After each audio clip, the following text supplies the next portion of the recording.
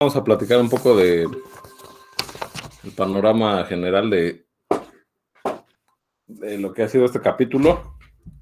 Entonces, bueno, una vez terminando el capítulo de isometrías, empezamos viendo inversión. Entonces, pues la idea era como extender el concepto de reflexión sobre una línea recta, pero para circunferencias. O sea, ahora, además de reflejar sobre rectas, también la idea de la inversión circular es extender una noción similar, pero para una circunferencia. Entonces la idea era que si yo tomaba un punto del plano, en este caso Z, yo le asignaba el inverso con respecto de la circunferencia K, que es el que le pongo Z a gorrito, como un punto que, digamos, estaba en el mismo segmento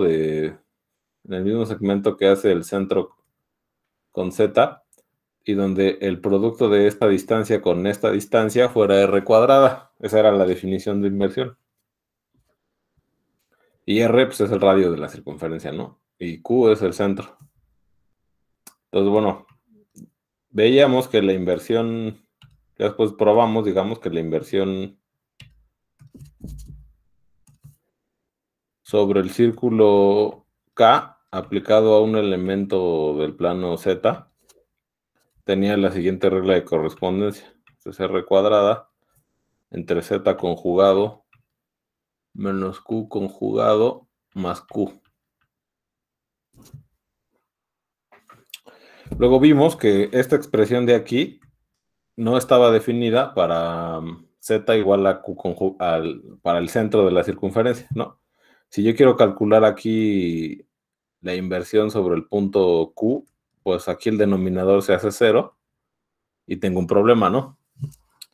Entonces lo que pasaba es que agregábamos un punto al plano que le ponemos infinito, y entonces íbamos a considerar el plano unión el infinito, ¿no? El plano complejo extendido, unión, con el punto al infinito. De esta forma, la inversión, digamos, sobre cualquier circunferencia iba a ser una función que va a ir del plano extendido en el plano extendido. La regla de correspondencia es la misma, o sea, la regla de correspondencia es la misma, es esta de aquí.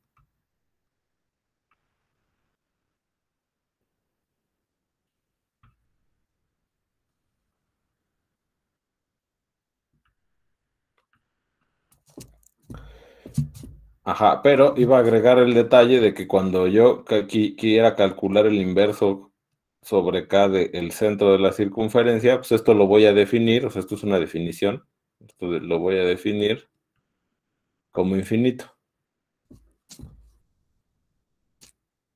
¿no? Digamos, para yo poder calcular todos los puntos del plano, para yo poder definir la inversión en todos los puntos del plano, lo que tengo que hacer es, pues, bueno, en todos los puntos de este conjunto de aquí, que es C unión el infinito.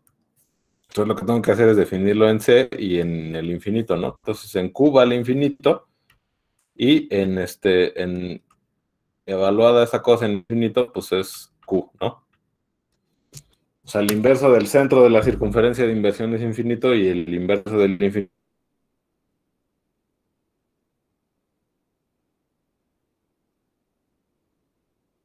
pues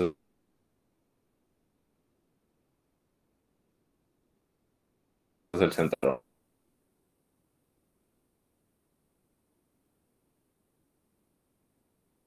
¿no?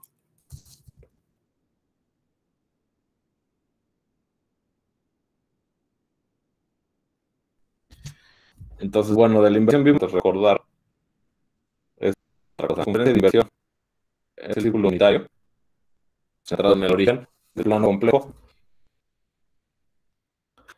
Entonces la inversión sobre el círculo unitario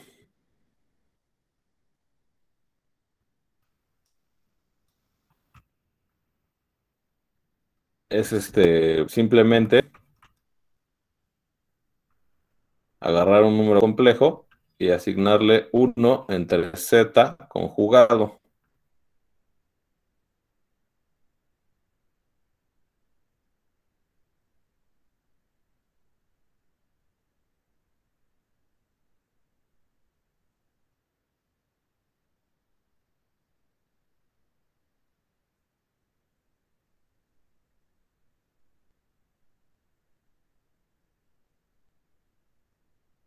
fácilmente de esta expresión de aquí, ¿no?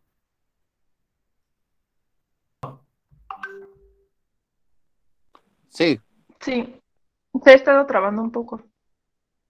A ver, no me dice nada. A ver, espérenme. Entonces voy a desactivar el video para que tal vez eso ayuda, ¿no?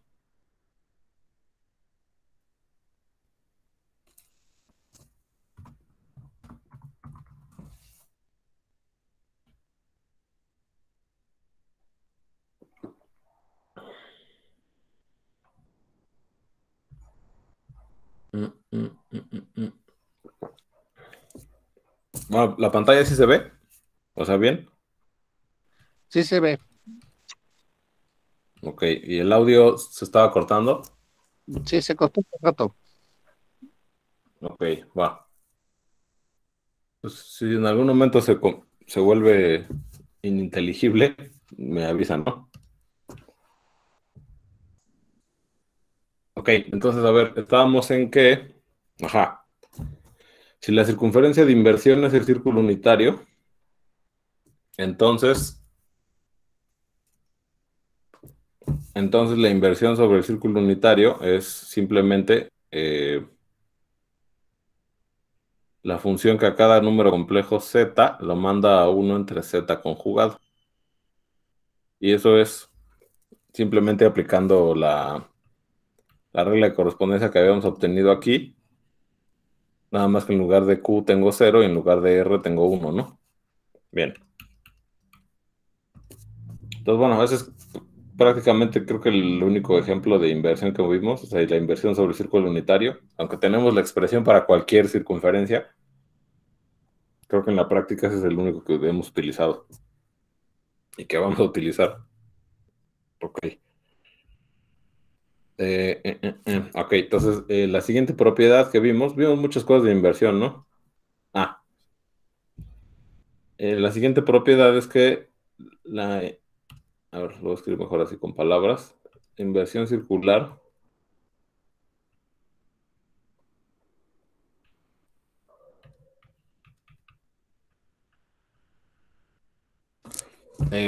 que manda círculos en círculos, ¿no? Que manda circunferencias generalizadas en circunferencias generalizadas. O sea, vimos varios casos, ¿no? A ver, manda, voy a poner así CG, o sea, de circunferencias generalizadas en circunferencias generalizadas. Entonces, bueno, pues más o menos, si, no sé si se acuerdan de cómo probamos esto, pero era que yo tenía la circunferencia de inversión, K, y primero veíamos que todas las rectas que pasaban por el centro de la circunferencia, digamos si esto es Q el centro, y esta es una recta L, entonces todos los puntos de L, cuando yo le aplico la inversión, van a dar a puntos de L. Simplemente se intercambia, digamos, lo de adentro de la recta con lo de afuera, ¿no? Entonces, ajá, entonces digamos lo que está dentro de la recta se intercambia con lo que está afuera, ¿no? Entonces, con esto veíamos que las rectas que pasan por el centro de la circunferencia de inversión se quedan invariantes bajo ella. O sea, aunque los puntos de la recta no se quedan fijos, toda la recta sí, digamos, se queda fija bajo la circunferencia, ¿no? O sea, todos los puntos de la recta se mapean a puntos dentro de la recta. Después vimos que, eh, bueno, no sé si después, pero en otro momento vimos que si yo tengo la circunferencia de inversión K, entonces, y tengo L, una recta que no pasa por el centro, entonces el inverso de, a ver, lo voy a remarcar, digamos, con azul esto. Entonces, el inverso de esta recta azul, que no pasa por el centro, era una circunferencia que pasaba por el centro de la circunferencia de inversión. Eso también lo vimos. Y finalmente, finalmente teníamos el último caso, digamos, en donde yo tenía mi circunferencia de inversión K. Tenía yo una circunferencia, digamos una circunferencia cualquiera que no pase por el centro de Q. Y el inverso de cualquier circunferencia que no pase por el centro, pues era otra circunferencia que tampoco pasaba por el centro, ¿no? Entonces, estas tres cosas probamos y de esta forma vimos que si yo, digamos, meto a las circunferencias y a las rectas en un mismo concepto de circunferencia generalizada, entonces puedo hacer esta afirmación de aquí, ¿no? Que la inversión circular manda circunferencias generalizadas en circunferencias generalizadas. Bien, pues si en algún momento hay alguna duda, me interrumpen y me dicen, va. Sí. Ok, entonces el siguiente punto era que la inversión circular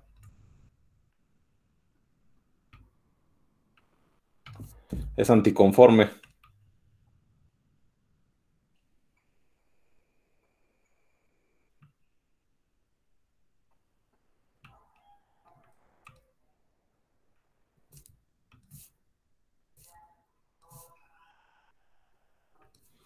Entonces, a ver, ¿alguien me puede decir qué era que fuera anticonforme?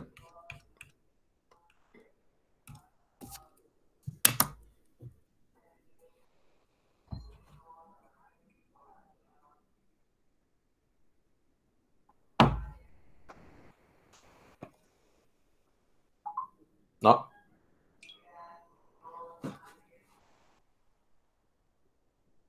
Por ejemplo, a ver, aquí estoy viendo a Alejandro Alfonso.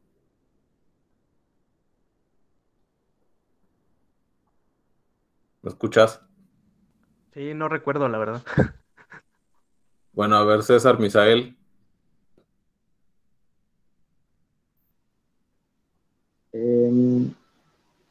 Anticonforme era cuando preservaba el ángulo, Ajá.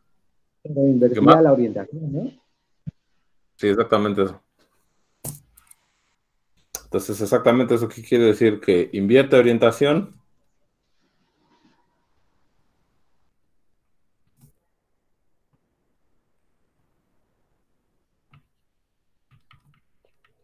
Invierte orientación y preserva el ángulo, ¿no? Preserva ángulos.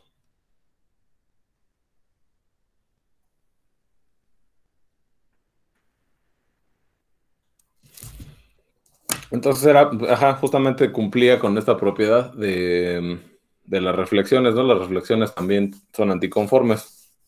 O sea, preservan la magnitud de los ángulos, pero invierten la orientación.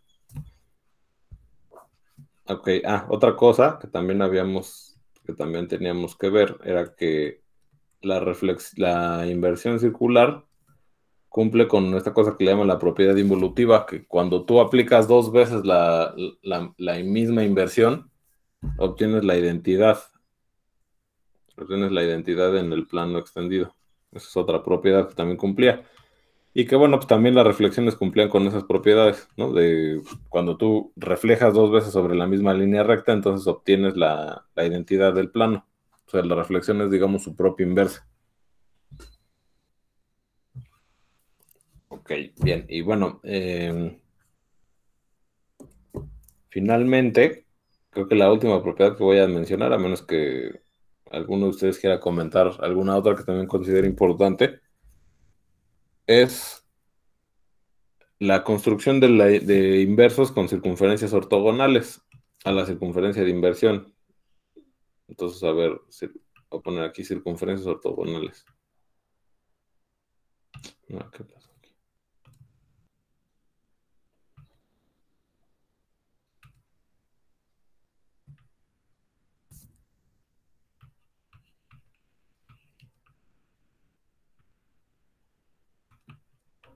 Entonces, a ver, lo que se dijo de las circunferencias ortogonales es que, o sea, si yo tengo mi circunferencia de inversión K, entonces cualquier circunferencia que sea ortogonal a K, vamos a ponerle que esta es C y que K y C son ortogonales,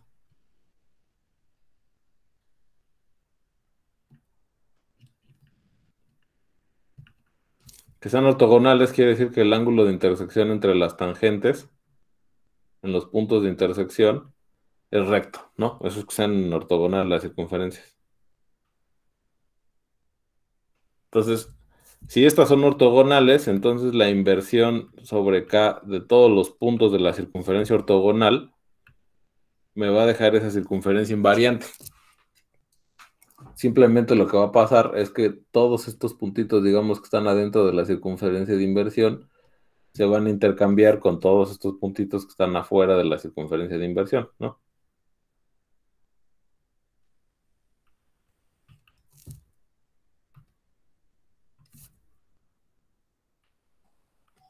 Ajá. Entonces, bueno, las circunferencias ortogonales a la circunferencia de inversión son invariantes bajo la inversión. Otra vez, no solo quiere decir que los puntos se quedan fijos, se quiere decir que los puntos de la circunferencia van a dar a puntos de la circunferencia. Todas las circunferencias son ortogonales, ¿no? O No. bueno, las que tocan al círculo.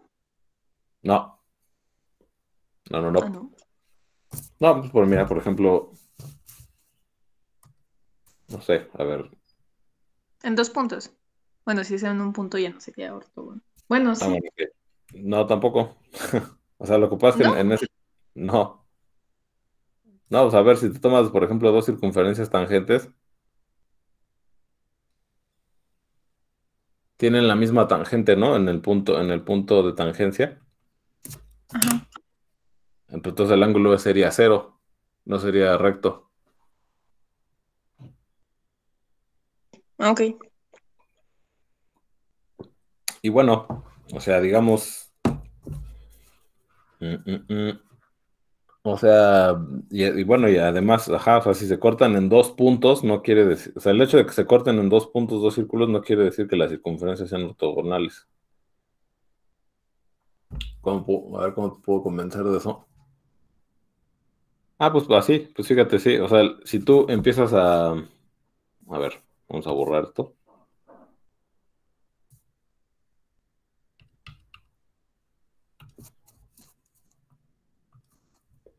A ver, pues supongo que esta es la circunferencia acá. Y tú tienes otra circunferencia que es tangente en este puntito de aquí. Entonces, en este caso el ángulo es, pues, tienen el mismo ángulo, ¿no? Entonces, digo, perdón, tienen la misma tangente y entonces el ángulo entre las rectas tangentes es cero. Pero si tú, Sí. digamos, la circunferencia roja la empiezas a trasladar continuamente hacia la izquierda, digamos, hacia el centro, entonces pues vas a obtener, por ejemplo, esta circunferencia de aquí. Bueno, ahí no, el dibujo está muy feo.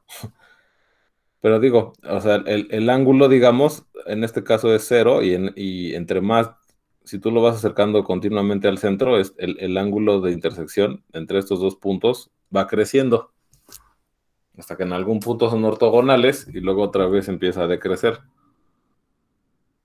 No sé si me expliqué. Más o menos. A ver, vamos a hacerlo. Ah, bueno, también lo podemos, ajá, lo podemos pensar con, a ver, creo que una forma más fácil de verlo aún es con circunferencias y rectas, ¿no? O sea, a ver, si yo tengo una circunferencia acá y yo tengo aquí el centro de la circunferencia de inversión y yo tengo una circunferencia que pasa por el centro, entonces estas dos circunferencias generalizadas pues son ortogonales porque aquí en el punto de intersección la tangente al círculo hace con la recta un ángulo recto, ¿no? En ese caso, las circunferencias son ortogonales. ¿Sí? Sí. Ok, bueno, entonces ahora cualquier otra recta que no pase por el centro,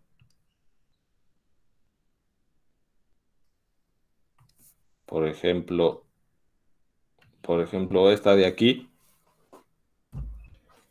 el ángulo de intersección de ella con la tangente, por ejemplo, al círculo en este punto, no va a ser un ángulo recto. Este ángulo de aquí no es recto. ¿Por qué no puede ser recto?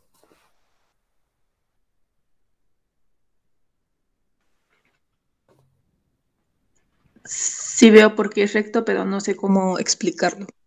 No, pero no es recto. Ah, bueno, no es recto. Bueno, porque si fuera recto, si este ángulo de aquí fuera recto, no sé si recuerdan esta propiedad que las rectas que son ortogonales al radio son tangentes a la circunferencia. O sea, si yo tengo una circunferencia y tengo aquí un radio de la circunferencia, las ortogonales al radio son tangentes, ¿no? Entonces, si ese ángulo fuera recto, eso quiere decir que esta cosa de aquí pasa por el centro. Y eso estoy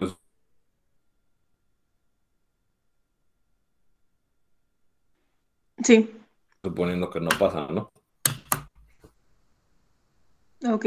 Y eso también pasa, digamos, con una circunferencia, con un círculo.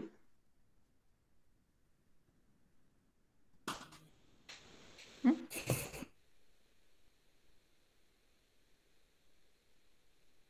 Ajá, entonces, bueno, pues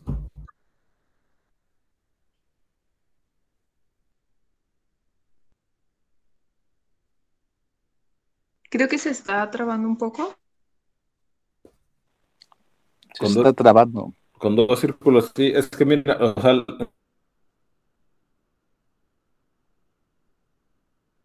en realidad es que tú,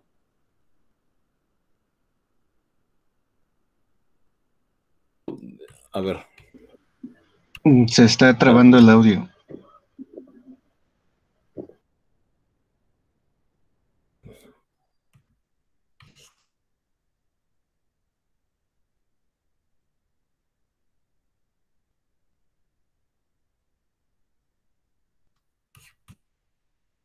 tengo más espacio. Mira, lo que pasa, otra cosa que no, es que si tú, las que, ok, ok, ya sé,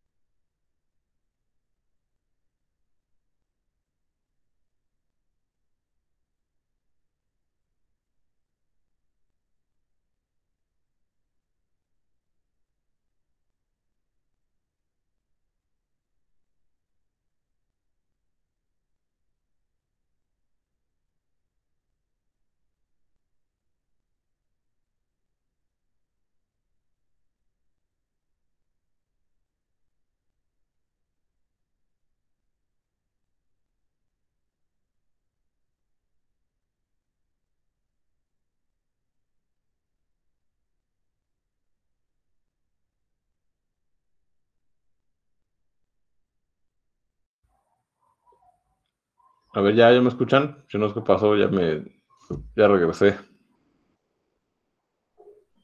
Sí. a ver, entonces, ok, ya ven mi pantalla, Sí, bueno, bien, entonces a ver qué estaba diciendo,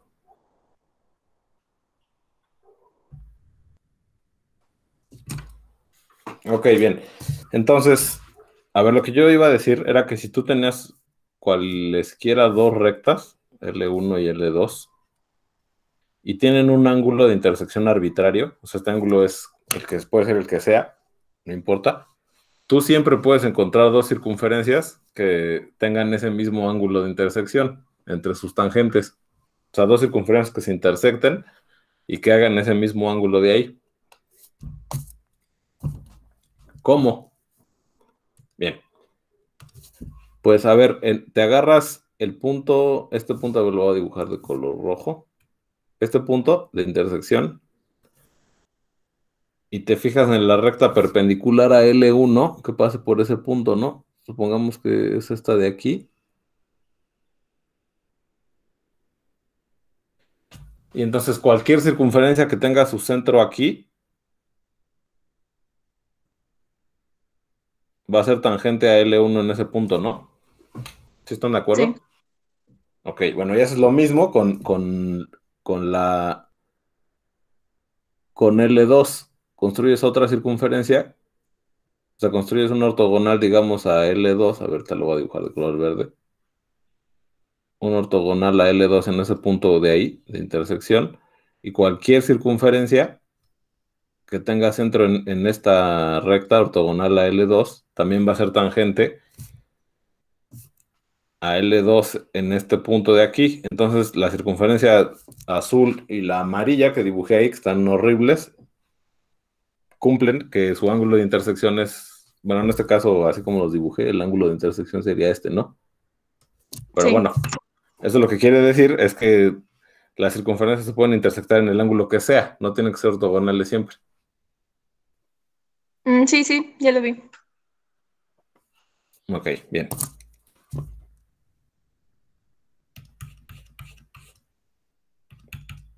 Entonces, a ver, ¿para qué estaba mencionando esto? Ah, ya. Sí. Entonces, las circunferencias ortogonales son invariantes bajo inversión. Las circunferencias ortogonales a la circunferencia de inversión son invariantes.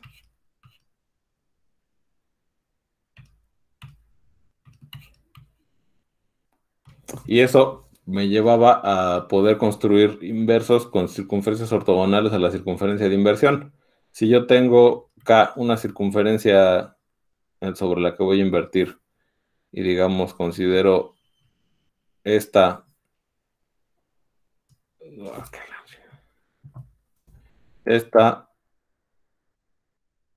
y considero dos circunferencias, C1 y C2, que son ortogonales a la circunferencia de inversión. Entonces los dos, y que además intersectan en dos puntos, entonces estos dos puntos son inversos con respecto de la circunferencia. O sea, este Z y Z gorro son inversos con respecto de la circunferencia K.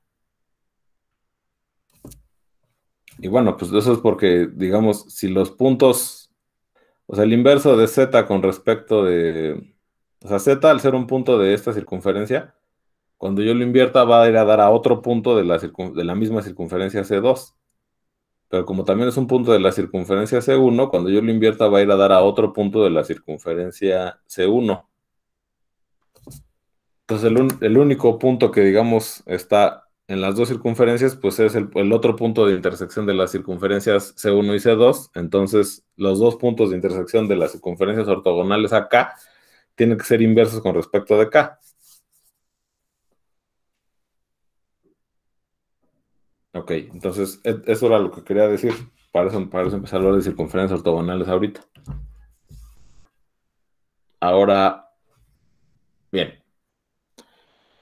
Después de esto, lo que empezamos a ver fue transformaciones de Möbius.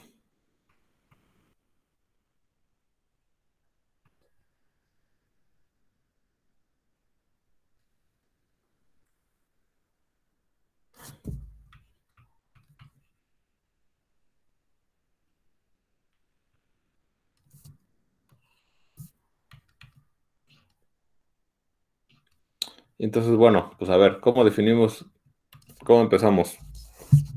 Yo lo que tenía era, yo definía una función que va del plano complejo extendido en el plano complejo extendido, donde m de z es una expresión de la forma AZ más B entre CZ más D, donde A, B, C y D son números complejos, tales que AD menos BC es distinto de 0, ¿no?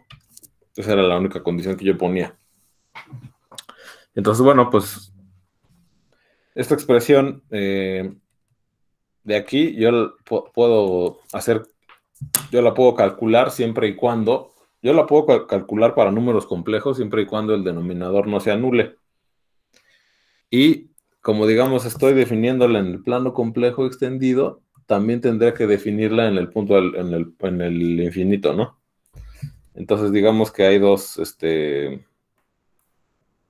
tengo que hacer dos apartados en donde digo que m de infinito va a ser igual a entre c, y eso lo vimos con un límite, porque tenía que ser así.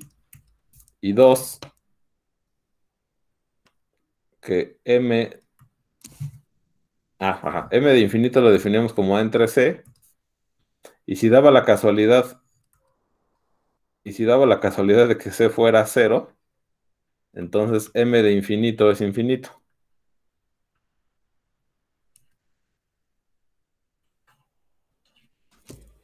Y de esta forma, pues bueno, veíamos que en el caso de que c sea 0, el infinito era un punto fijo de esa transformación, ¿no?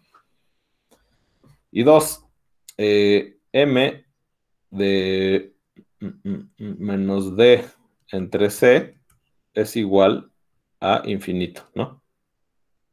O sea, ¿qué pasaba aquí? Que si yo aquí sustituyo menos d entre c aquí abajo, entonces todo el denominador se hace 0, y esa expresión no la puedo calcular en el plano complejo, entonces yo digo que en ese punto que anula el denominador la voy a definir la transformación como infinito, ¿no? Ok. Entonces, bueno, después de definir las transformaciones, lo que vimos era que yo podía que las transformaciones, a ver, lo voy a apuntar aquí. Las transformaciones de Möbius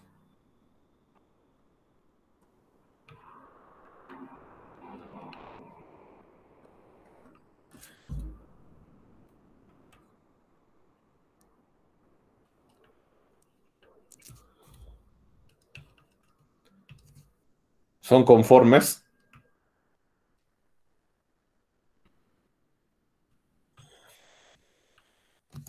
y mandan círculos en círculos.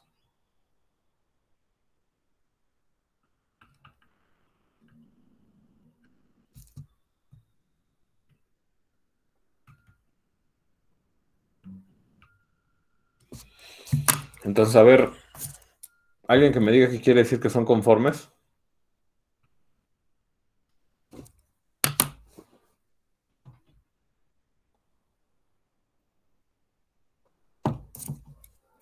Bueno, de hecho, más que manden círculos en círculos, mandan círculos generalizados en círculos generalizados. Entonces lo voy a poner así. Mandan círculos generalizados en círculos generalizados.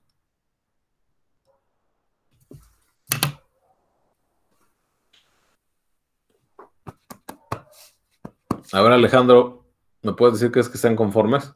Alejandro Alfonso.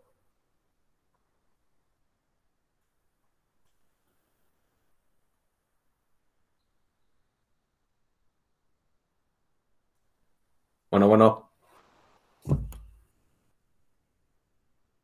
¿Sí me oyen? O ya se trabó otra vez.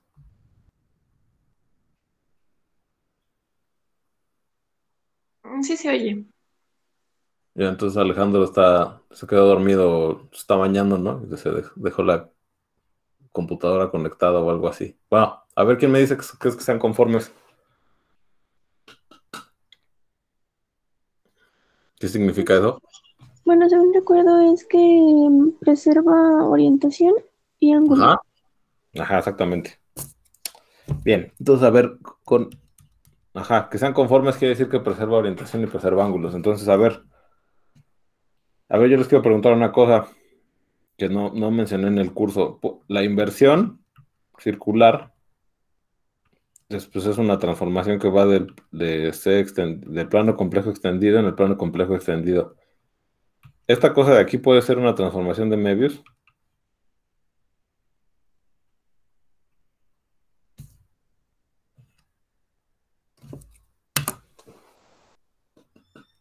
¿Ustedes qué piensan?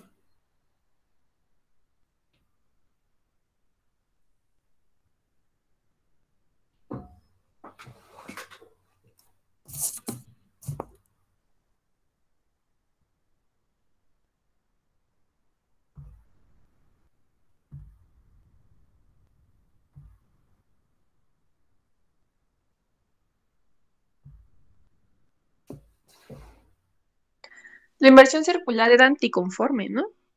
Ajá. Sí, Y sí. pues las transformaciones de Möbius son conformes, Entonces no se puede. ¿no? Ok. Sí, entonces, bueno, eso es un detalle importante. La inversión circular, pues invierte orientación y las transformaciones de Möbius la preservan, ¿no? Entonces, pues no puede ser una inversión, no puede ser una transformación de Möbius, pues porque una invierte la orientación y la otra la preserva. Ok, bien. Entonces, continuamos. Entonces, son conformes y mandan círculos generalizados en círculos generalizados. ¿Qué más? ¿Qué más vimos de esto? Ah, ok. Vimos también que para que las transformaciones de Möbius tienen siempre inversa. O sea, digamos, si yo tengo M, bueno, ya sé. Ajá. Vimos, digamos, para ser más eficientes, M, el conjunto de transformaciones de Möbius es un grupo. Es un grupo bajo la composición. Y bueno, en particular, cualquier transformación de Möbius tiene inversa. Eso es Z más D. Y la inversa de la transformación de Möbius era simplemente intercambiar la A y la D y cambiarles el signo. Entonces tiene aquí menos DZ más B entre CZ menos A, ¿no? Esta era la inversa.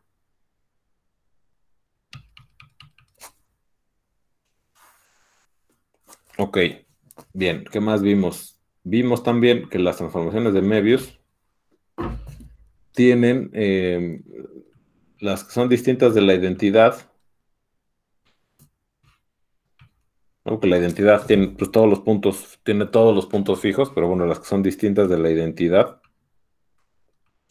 tienen a lo más, tienen, ajá,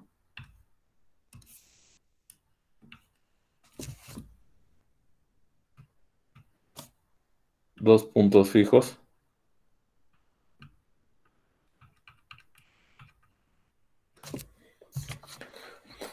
Entonces, bueno, esto lo vimos porque un punto fijo se correspondería con una raíz de un polinomio de segundo grado. Entonces, en ese caso, pues la raíz tiene a lo más, o sea, bueno, el polinomio tiene a lo más dos raíces, ¿no? Luego, ¿qué más? Vimos también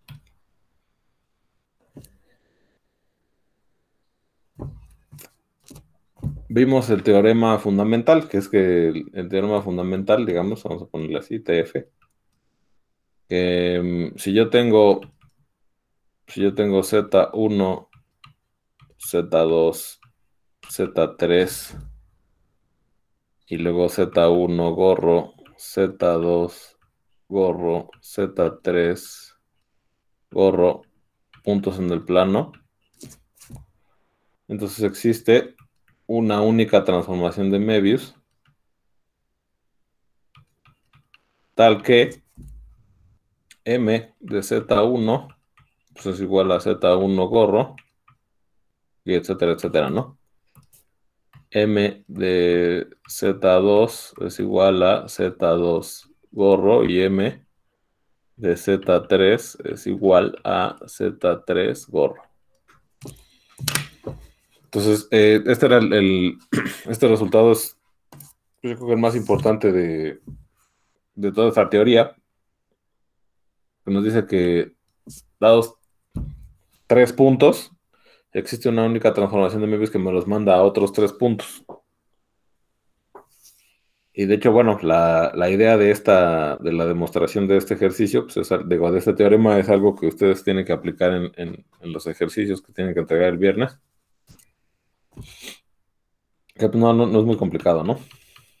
¿Qué más? ¿Qué más vimos? Vimos la regla de la mano derecha.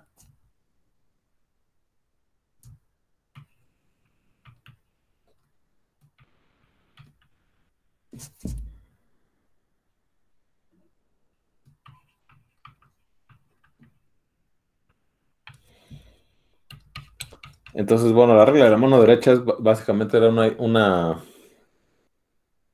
forma de darnos cuenta de cómo se corresponden las regiones que quedan divididas por alguna circunferencia generalizada.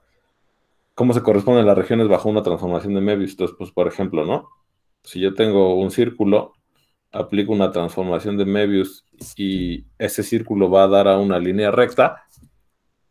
Entonces, por ejemplo, si yo me tomo 3 puntos en el círculo, que es A1, A2 y A3, y estos puntos se corresponden en la línea recta como M de A1, M de A2 y M de A3.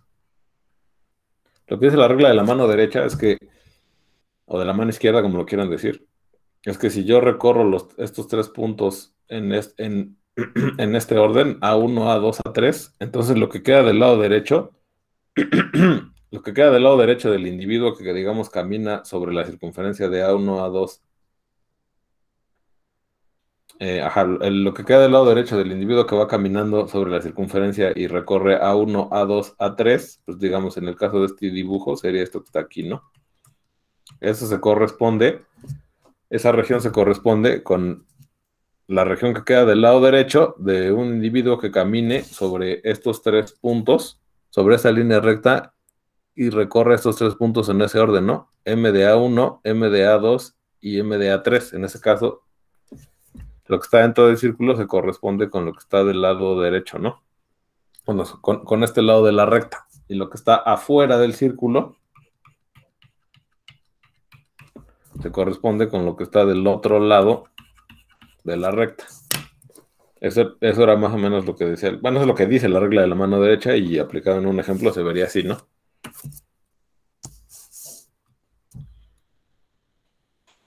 Ok.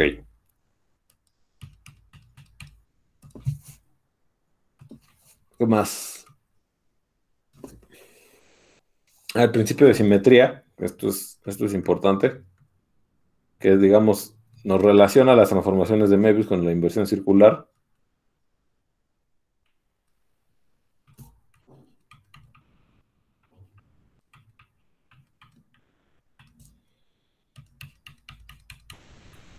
Entonces el principio de simetría lo que decía era que si tú tenías un círculo, aplicabas una transformación de Möbius, entonces obtienes pues otro círculo generalizado, puede ser una línea recta, etcétera.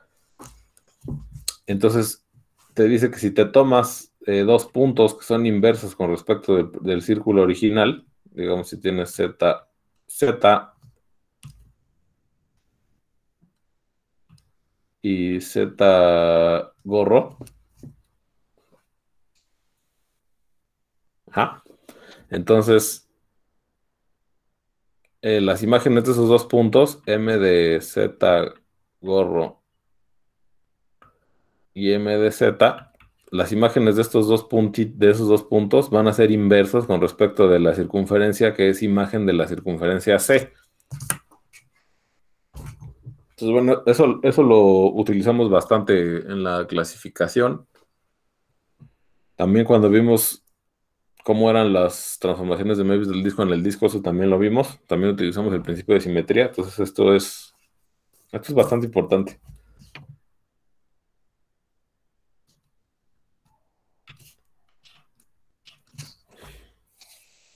Entonces, simplemente eso es lo que dice el principio de simetría. O sea, el principio de simetría respeta la simetría entre las circunferencias generalizadas.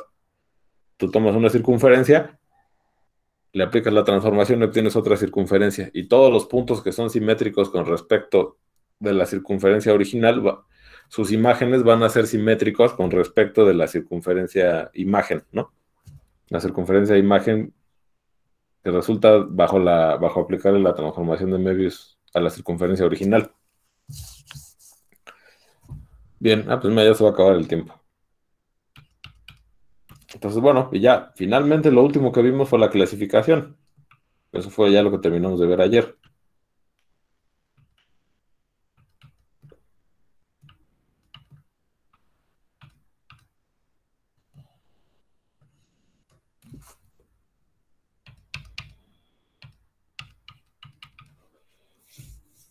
Entonces, la clasificación dice que básicamente las transformaciones de Möbius se descomponen en 4 tipos, ¿no? Entonces, digamos, las que tienen 2 puntos fijos,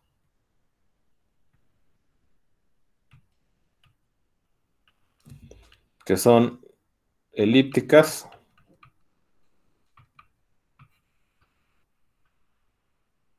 que digamos las podemos interpretar como rotaciones, bueno, como rotaciones entre comillas, no son rotaciones euclidianas, pero son rotaciones en un sentido más general. Son elípticas, que son rotaciones alrededor de los puntos fijos, rotaciones entre comillas, remarco, elípticas, hiperbólicas,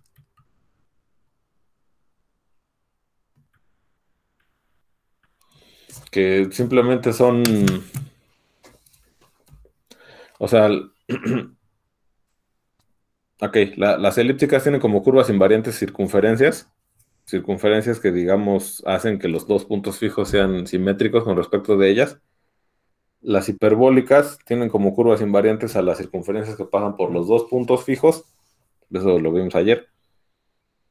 Y lo que hacen es que simplemente mueven a los puntos de un punto fijo a otro punto fijo, ¿no? Eso es lo que hacen las transformaciones hiperbólicas. Y las loxodrómicas, este es el caso más bizarro,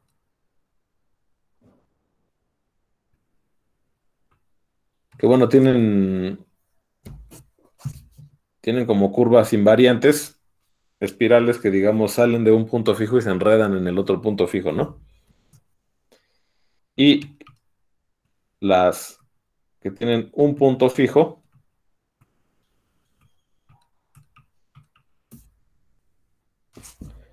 que esas, bueno, esas son las parabólicas.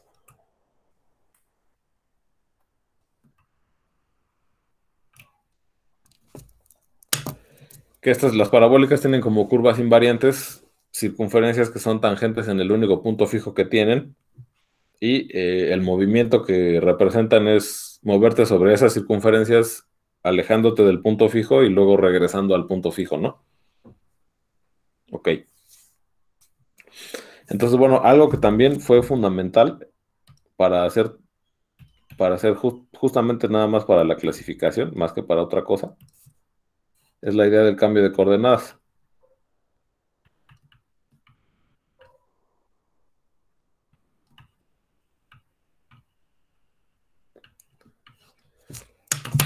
Para hacer la clasificación, justamente la idea todo el tiempo fue hacer un cambio de coordenadas en donde, por ejemplo, en el caso de los 2 puntos fijos, uno de los puntos fijos fuera 0 y el otro fuera infinito, y en esas coordenadas era fácil estudiar la transformación.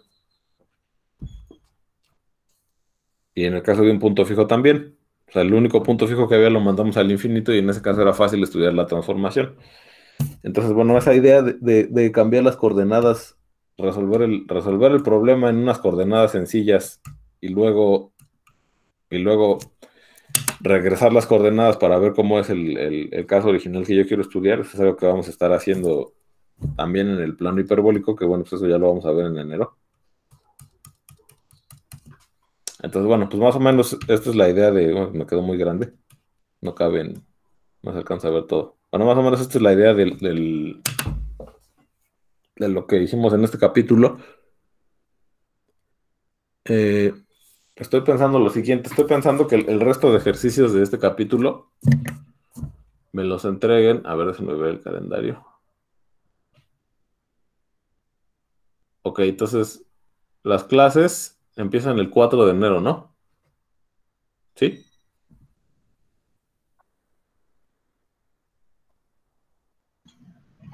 Sí, creo que sí.